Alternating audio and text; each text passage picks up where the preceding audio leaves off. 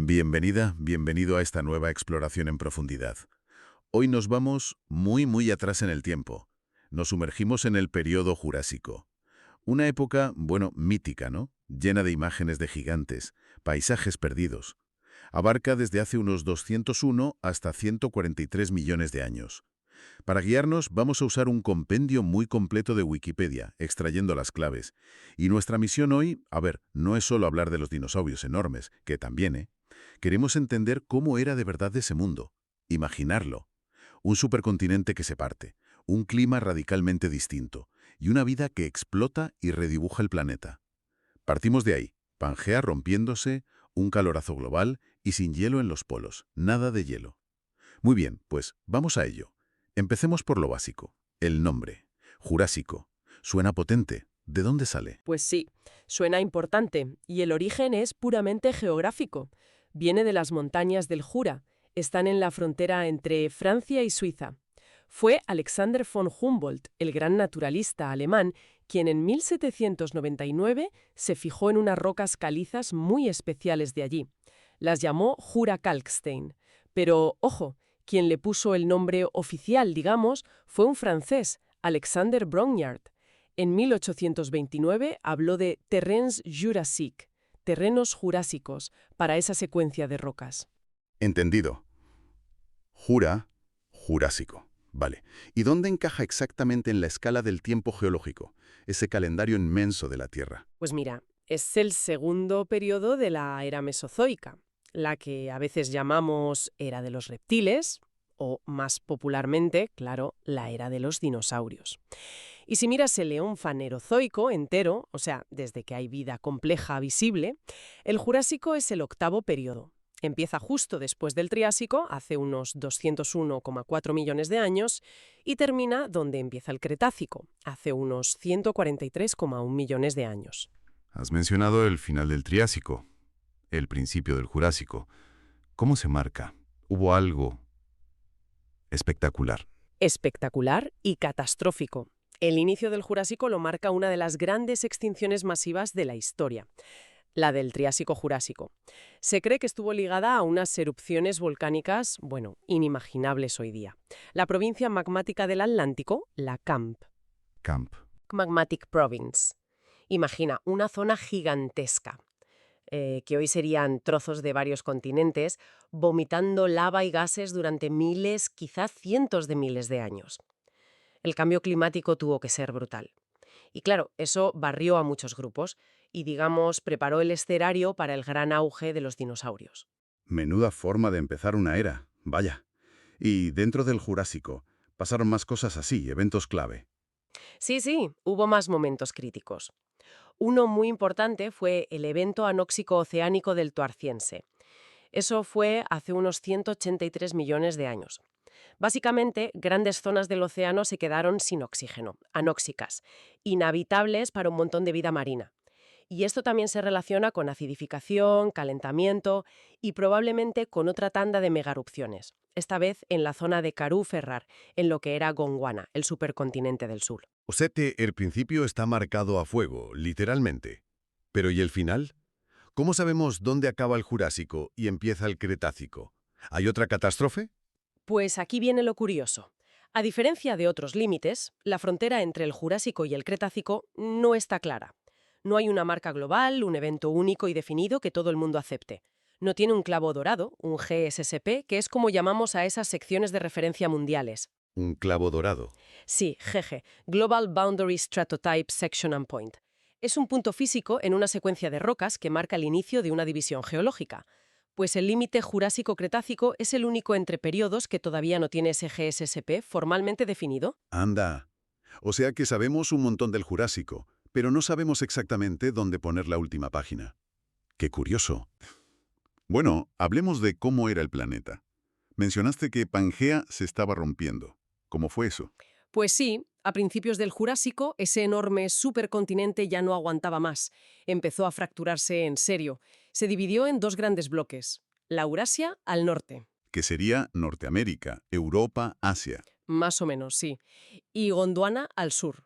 Sudamérica, África, India, Antártida, Australia. todo junto aún. El Océano Atlántico Norte estaba naciendo. Era como una grieta estrecha, un mar alargado entre Norteamérica y África-Europa. El Atlántico Sur tardaría más. Eso ya es cosa del Cretácico. ¿Y entre Laurasia y Gondwana? Ahí estaba el gran océano Tetis, un mar ecuatorial enorme y cálido que se adentraba entre los continentes. ¿Y Europa? ¿Se parecía en algo a lo que soy? ¿Qué va? Durante gran parte del Jurásico, Europa era, imagínatela, como un Caribe a lo bestia, un archipiélago de islas tropicales separadas por mares poco profundos. Muy distinto. Suena bien, ¿eh? Mares cálidos. ¿Y has dicho que el clima era mucho más cálido en general? ¿Cuánto más? Pues las estimaciones varían, claro, pero se habla de una temperatura media global quizás 5 o incluso 10 grados Celsius por encima de la actual. Y los niveles de CO2 en la atmósfera, probablemente mucho más altos. Quizás 4 veces los niveles preindustriales o incluso más. 10 grados más. Eso cambia todo. Mencionaste que no había casquetes polares. Exacto. Con tanto calor y tanto CO2 no se podían formar capas de hielo permanentes en los polos, ni en el norte ni en el sur. Bosques cerca de los polos. Me cuesta imaginarlo. Pues lo sabía. Bosques que llegaban a latitudes muy altas. Claro, tendrían inviernos largos y oscuros y fríos. Quizás hasta nevaba. Pero los veranos eran lo bastante cálidos para que no se acumulase hielo año tras año. ¿Y en el Ecuador? Pues por contraste, en las latitudes bajas, cerca del Ecuador había grandes zonas muy áridas, desiertos extensos. Esto tiene que ver con cómo circula el aire en un planeta sin hielo polar. Un mundo de extremos, en cierto modo. Un mundo muy diferente. Geológicamente, para estudiar todo este tiempo, ¿cómo lo dividen los científicos? Son muchos millones de años. Claro, se necesita trocearlo. El Jurásico se divide en 3 épocas: temprano, medio y tardío. Y a cada época le corresponde una serie de rocas que se formaron en ese tiempo: Jurásico inferior, medio y superior. Y dentro de cada época hay divisiones aún más finas. Se llaman pisos o edades. Para el Jurásico hay 11 reconocidos internacionalmente. Empiezan con el Etangiense y acaban con el Titoniense. ¿Y cómo se definen esos pisos? ¿Por el tipo de roca o...? No, principalmente por los fósiles. Cada piso se define por la primera aparición de una especie fósil muy concreta, lo que llamamos un fósil guía. Y esa primera aparición se busca en una sección de roca de referencia mundial, el famoso GSSP o clavo dorado que decíamos. Bueno, excepto para el último piso, que sigue buscando el suyo. ¿Y qué fósiles son los guías del Jurásico? Los reyes indiscutibles son los amonites, esos cefalópodos con concha en espiral parientes de los pulpos, pero con casa a cuestas, que se extinguieron con los dinosaurios, son súper útiles para datar. Por ejemplo, el inicio del Jurásico, la base del piso Etangiense, se define por la primera vez que aparece en el registro fósil el amonite Psiloceras spelai tyrolicum. Eso se fijó en una sección en Austria. Me encanta lo del clavo dorado. ¿Y el último piso, el titoniense? ¿Alguna historia con el nombre? Sí, es curioso porque su nombre no viene de un lugar. Lo eligió Albert Oppel, un geólogo alemán del siglo XIX. Se inspiró en Títono, de la mitología griega. Títono era el amante de Eos, la diosa del amanecer. La idea era, un poco poética, ¿no? Que este último piso del Jurásico estaba como dando la mano al amanecer del Cretácico. Poesía geológica. Me gusta. Aparte de Pangea rompiéndose, ¿pasaron más cosas importantes a nivel tectónico o geológico? Muchísimas. Fue una época súper activa. Ya hemos mencionado la separación, el rifting entre África y Norteamérica, que está ligado a esas erupciones masivas Camp. Más tarde ocurrió algo parecido en el sur. Madagascar y la Antártida empezaron a separarse de África. Y eso se relaciona con las erupciones de Caruferra. También hubo colisiones, trozos de corteza, terrenos que chocaron y se pegaron a los continentes, como el terreno Wrangella en el oeste de Norteamérica. Se formó la placa del Pacífico, que es enorme. El nivel del mar subió y bajó bastante, y algo muy importante a nivel global: cambió la química de los océanos. Se pasó de lo que llamamos mares de aragonito a mares de calcita. ¿Eso qué significa? Pues, simplificando mucho, ¿qué tipo de carbonato cálcico precipitaba más fácilmente del agua de mar? Pasó a ser la calcita. Y esto coincidió con otro cambio enorme: la aparición y el auge del plancton calcáreo. ¿Microorganismos con conchas? Exacto. O los cocolitóforos. Empezaron a proliferar a partir del Jurásico Medio Y al formar sus esqueletos de calcita, cambiaron la química del océano para siempre. Fue una revolución silenciosa pero fundamental. Vale, tenemos el escenario. Un planeta en plena ebullición geológica, clima cálido, océanos cambiando y la vida. Ahora sí, dinosaurios. La gente piensa en Jurásico y piensa en ellos. Y con toda la razón. La extinción del final del Triásico fue como pasar una escoba. Eliminó a muchos grupos que dominaban antes. Y dejó un montón de nichos ecológicos libres. Los dinosaurios, que ya andaban por ahí, desde el Triásico, pero no eran los jefes, digamos, pues aprovecharon la oportunidad. Durante el Jurásico vivieron una diversificación increíble. Crecieron en tamaño, en variedad, en número, se convirtieron, sin duda, en los vertebrados terrestres dominantes. Su momento de gloria. ¿Qué grandes grupos vemos explotar o aparecer aquí? Uf, pues los icónicos Deosalosaurópodos, los cuello largo, alcanzar tamaños, bueno, descomunales, los animales terrestres más grandes de la historia.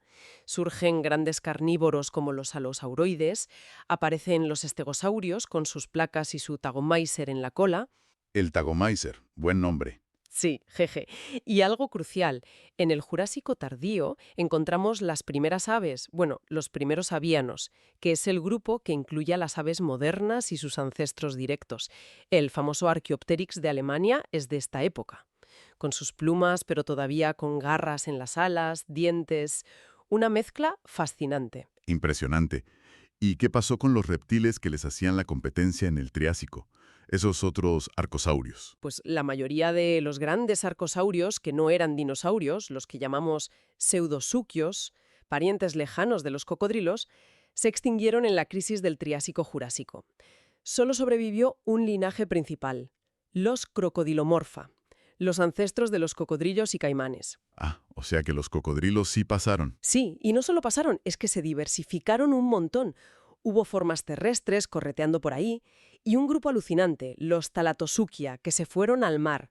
Algunos, como los Metriorhynchilae, se adaptaron tanto a la vida marina que desarrollaron aletas en vez de patas y una cola con aleta como la de un pez.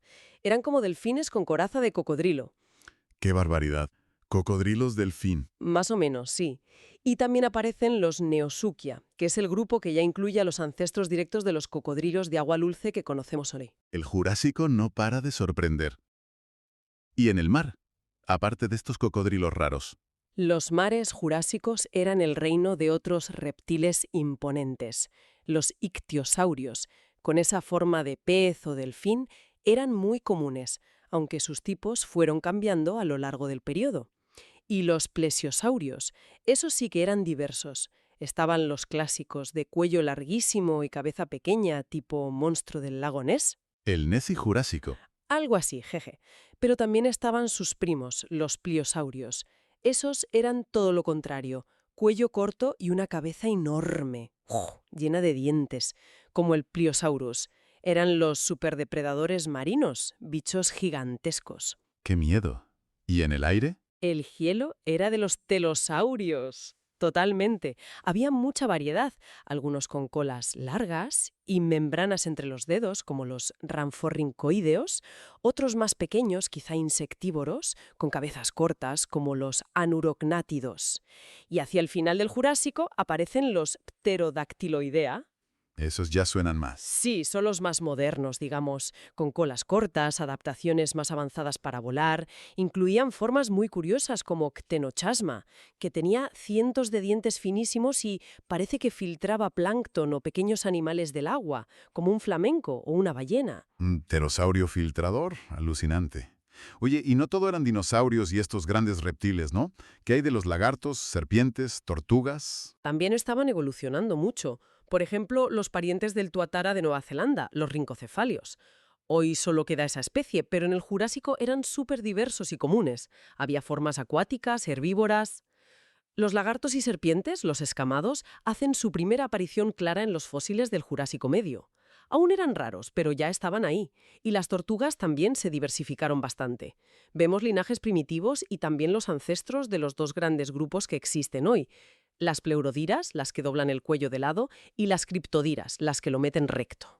Ah, y también tortugas marinas especializadas. Increíble la variedad.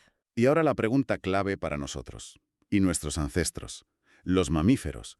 Siempre se dice que eran como ratoncillos escondidos. Pues esa imagen, a ver, es muy simple para el Jurásico. Es verdad que la mayoría eran pequeños, ¿sí? Tamaño musaraña, ratón, como mucho una rata pequeña. Pero el grupo al que pertenecemos, los mamaleaformes, que incluye a los mamíferos verdaderos y a sus parientes más cercanos extintos, se diversificó muchísimo y experimentaron con formas de vida que rompen totalmente ese estereotipo. Ah, ¿sí? ¿Cómo qué? Cuéntame. Pues mira, no solo había bichillos insectívoros nocturnos, teníamos formas semiacuáticas como castor o cauda. Tenía una cola aplanada como un castor. Probablemente nadaba y buceaba en ríos y lagos. Un castor jurásico. Bueno, un protocastor. Algo así. Y había planeadores, como algunos aramídidos y volaticoterinos. Tenían membranas de piel entre las patas, como las ardillas voladoras para planear entre los árboles. ¿Mamíferos voladores? Bueno, planeadores. Planeadores, sí. Y excavadores súper especializados como Frutafosor. Tenía garras fuertes, un hocico raro, quizá comía hormigas o termitas, como un pequeño hormiguero. Aparecen también los primeros multituberculados, un grupo muy exitoso de mamíferos. Muchos eran herbívoros, omnívoros, que duraron hasta después de los dinosaurios. Y, atención, también encontramos los primeros terios, que es el linaje que lleva directamente a los marsupiales y a los placentarios, o sea, a nosotros. Un fósil clave es Juramaya. O sea que muchos tarasabuelos ya andaban por ahí. Exacto. Así que, aunque pequeños, los mamíferos del Jurásico ya estaban probando un montón de cosas. Una diversidad ecológica sorprendente bajo las patas de los dinosaurios. ¡Qué pasada! Mamíferos nadadores, planeadores, en plena era de los dinosaurios. Eso sí que cambia la perspectiva. ¿Y qué pasaba con anfibios y peces? ¿También hubo cambios? Pues sí. Los anfibios modernos, los lizanfibios, se diversifican. Vemos las primeras ranas que ya saltaban bien, como Prosalirus, aparecen salamandras como Caraurus, e incluso el ceciliano más antiguo que conocemos, Eocaecilia. Las cecilias son esos anfibios sin patas, como gusanos. Vaya, o sea, los grupos modernos de anfibios ya estaban tomando forma. Exacto. Y en el agua, dulce y salada, los peces óseos, los actinopterigios, también viven una gran modernización. Grupos más antiguos van decayendo y surgen o se diversifican linajes que ya nos suenan más, como los parientes de los peces amia o los peces caimán actuales. Y sobre todo, aparecen los primeros teleósteos verdaderos. Este es el grupo que hoy domina totalmente los mares y ríos. El 99% de los peces actuales son teleósteos. ¿Y entre ellos alguno destacable? Pues Lixichthys, un pez filtrador gigantesco. Podría ser el pez óseo más grande de todos los tiempos. Imagina un bicho del tamaño de un autobús pequeño filtrando plancton. Increíble. ¿Y los tiburones? Los tiburones y rayas modernos, los neoceláqueos, empiezan a ganar terreno. Van reemplazando poco a poco a los grupos de tiburones más primitivos, como los ibodontes, sobre todo en el mar. Y las quimeras, esos peces cartilaginosos raros de profundidad, también tienen sus raíces aquí. Un mundo acuático también en plena transformación. Vale, con tanto animal dando vueltas, herbívoros gigantes, depredadores, ¿cómo era la vegetación? ¿Qué comían? Pues la flora del Jurásico era muy distinta a la de hoy. Estaba dominada por dos grandes grupos, gimnospermas y helechos. Y la clave, lo más importante, todavía no existían las plantas con flores, las angiospermas. Así que nada de paisajes con margaritas, rosas o hierba. Era un mundo verde y marrón, pero sin flores de colores. ¿Sin flores? ¿Qué plantas eran las reinas entonces? Las coníferas. Eran súper importantes. De hecho, muchas familias de coníferas que conocemos hoy, como las araucariáceas, las araucarías, las cupresáceas, cipreses, secuoyas, o las pináceas, pinos, abetos, tienen sus orígenes o su primera gran expansión en el Jurásico. Había también un grupo extinto muy abundante, las Cheirolepidiácea. Las conocemos bien por su polen llamado Clasopolis, que aparece a montones en algunas rocas jurásicas. Y los ginkgos. Hoy solo nos queda una especie, el ginkgo biloba, pero en el Jurásico había un montón de tipos distintos por todo el mundo. Géneros como Yimaya, Carquenia. El ginkgo, ese fósil viviente, y las cícadas. Siempre salen en las ilustraciones del Mesozoico, con los dinosaurios comiéndolas. Sí, las cicadas verdaderas existían, claro. pero quizá no eran tan dominantes como otro grupo que se les parecía mucho, pero que no estaba emparentado, las bennetitales. Bennetitales. Sí, plantas muy curiosas. Parecían cícadas, con troncos y hojas pinnadas, pero tenían unas estructuras reproductivas muy complejas. A veces se describen como parecidas a flores, aunque no lo fueran. Y lo más fascinante es que se piensa que algunas pudieron ser polinizadas por insectos, moscas, neurópteros, que tuvieran espiritrompas largas para llegar a algún tipo de néctar o recompensa. Polinización por insectos millones de años antes de las flores. Alucinante. La naturaleza ya estaba inventando cosas. Totalmente. Y había más grupos raros. Los helechos con semilla, que ni eran helechos ni tenían semillas como las plantas modernas. Grupos como las caitoniales, que algunos creen que podrían estar relacionadas con el origen de las flores, o las coristospermales, también las checanosquiales, sobre todo en Asia, y las pentoxiales en Gondwana.